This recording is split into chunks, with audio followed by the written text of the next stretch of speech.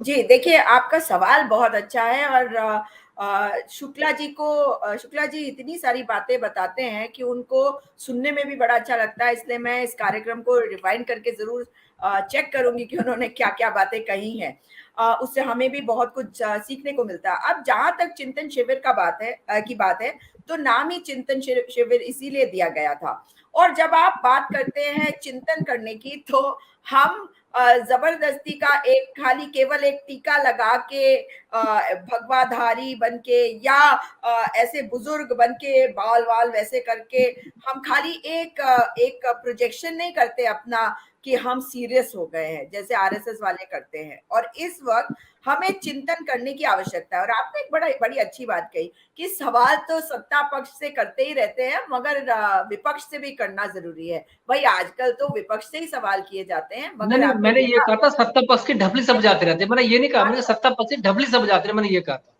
मुझे मालूम है, मैं कुछ और कह रही हूँ। मैं ये कह रही हूँ कि लेकिन ये बात भी आप मानेंगे कि आज तो ऐसी सत्ता है जो सवालों के जवाब देने को तैयार नहीं है। तो जब हम सत्ता में थे तब भी जवाब देते थे, आज हम विपक्ष में हैं तो भी हम सवालों से नहीं भागते, इसलिए जवाब हम हमेशा देंगे। क्यों?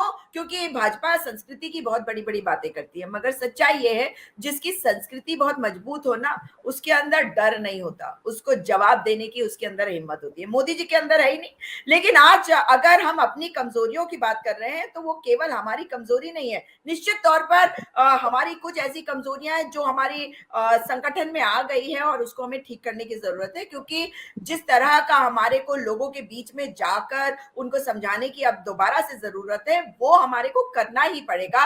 क्योंकि लोग, मैं आज आपको एक बहुत महत्वपूर्ण बात भी कहना चाहती हूँ। मैं, आप जानते हैं कि सामाजिक कार्यकर्ता होने के नाते भी लोगों के आंदोलनों से जुड़ी रहती है, और मेरे को एक ट्रेंड दिख रहा है पिछले करीबन 8 साल से, जो अब चरम पे आ गया। क्योंकि अब की बार भाजपा जब दोबारा से 5 राज्यों में 4 राज्यों में जीती है, तो उन्होंने लोगों के अंदर एक डर बना दिया। वो डर क्या है कि अगर तुम आंदोलन करने जा रहे हो तो सरकार के से जरूर सवाल करो, सरकार का विरोध करो, मगर विपक्ष को साथ में मत लो।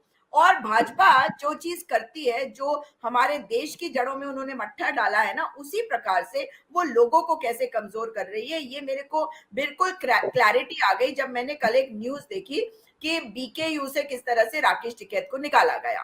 तो मैंने उसमें क्या चीज दिखाई दी, और मैं ये बात क्यों कह रही हूँ, वो इसलिए क्योंकि ये दिखाई दिया कि आज जो हमारे सामने है, हम उसकी स्ट्रैटेजी को समझ नहीं रहे। लेकिन उसकी स्ट्रैटेजी ये है कि लोगों को ऐसा कमजोर कर दो कि उन्हें लगे कि विपक्ष कमजोर है, और उनकी बिल्कुल आप उनकी तरफ भी मत जाओ, उनकी मदद भी चाहिए तो भी मत जाओ। ये डर उनके अंदर बैठा दिया है। हमारा काम अब होगा कि हम लोगों के अंदर से वो डर हटाए। क्योंकि जैसा कि बीकेयू के साथ हुआ, पहले उसको कमजोर किया, और आपको याद है राकेश टिकैत के कितने बयान आए कि विपक्ष को हम ये स्टेज नहीं दे रहे, हमने अलग स्टेज बना दिया, विपक्ष का नहीं है हमारा है। और आज वो अकेले ऐसे पड़े हैं कि भाजपा ने उनका काम कर दिया। उसी प्रकार से हर आंदोलन में भाजपा ये कर रही है, और हम अब मजबूती से लोगों के बीच में जाके, देखिए ये चिंतन शिविर ने हमें ये भी बताया कि हमें लोगों के पास जाना पड़ेगा। लोगों को अगर नहीं भी समझ में आ रहा है तो भी हमें लोगों के पास जाना पड़ेगा, उन्हें बार बार समझाना पड़ेगा। नहीं, अगर वो जागरूक हमें लगता है किसी विषय पे नहीं है, तो उनको बताना पड़ेगा, उनके साथ खड़े रहना पड़ेगा। तभी जाके हम उनको भी जो है मजबूत करेंगे, हम देश को भी मजबूत कर पाएंगे, स्वयं को भी मजबूत तभी कर पाएंगे जब हम लोकतंत्र को स्थापित करेंगे। आज लोकतंत्र नहीं, आज तानाशाही है।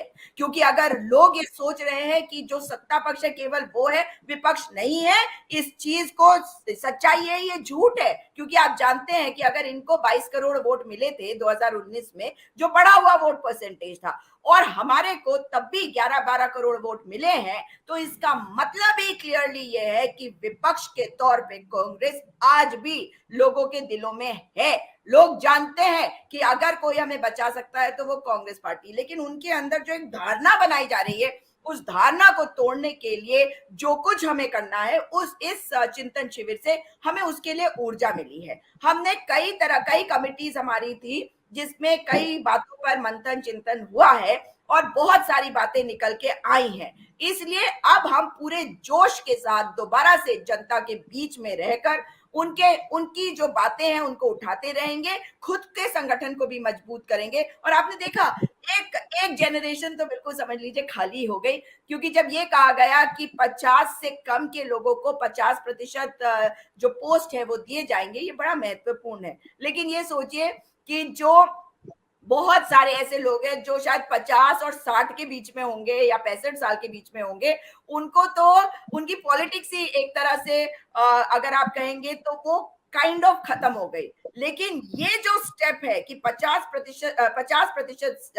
पोस्ट 50 साल की उम्र से कम लोगों को, यानी कि आप 25 साल के हो, आप 30 साल के हो, तो भी आपको पार्टी इंपॉर्टेंस देगी, जो पार्टी ऑलरेडी कर भी रही है। मैं ये नहीं कहूंगी कि अभी ये कोई नई बात वो कही गई है, लेकिन अब क्योंकि मोहर लग गई चिंतन शिविर पर, और आपने देखा कि सोनिया गांधी जी ने कैसे जोश भरा और किस तरह से उन्होंने अपनी दोनों स्पीचेस उनकी जो आपने सुनी होगी, तो उसमें किस तरह से उन्होंने लोगों को जोड़ दिया। और सबसे बड़ी बात जो कहा जाता है ना, एक आखिरी बात, कि मुस्लिम अपीसमेंट, तो आज आप देखिए भारतीय जनता पार्टी किस प्रकार से कौन सी अपीसमेंट कर रही है, उनको खुद भी नहीं पता। लेकिन उन्होंने माइनॉरिटीज को भी संदेश दिया है कि हम आपके साथ हैं, क्योंकि कहीं ना कहीं वो अलग थलग से पड़ गए थे, क्योंकि देश में माहौल ऐसे बनाया गया है कि वो कुछ है ही नहीं, जो बहुत गलत है। क्योंकि मेजोरिटी की रिस्पॉन्सिबिलिटी होती है कि हम माइनॉरिटीज को सुरक्षित भी रखें, उनको साथ लेकर चले। तो ये केवल जुमलेबाजी या नारेबाजी नहीं है, ये सच्चाई है। लोगों के दिल में हम जगह बनाने के लिए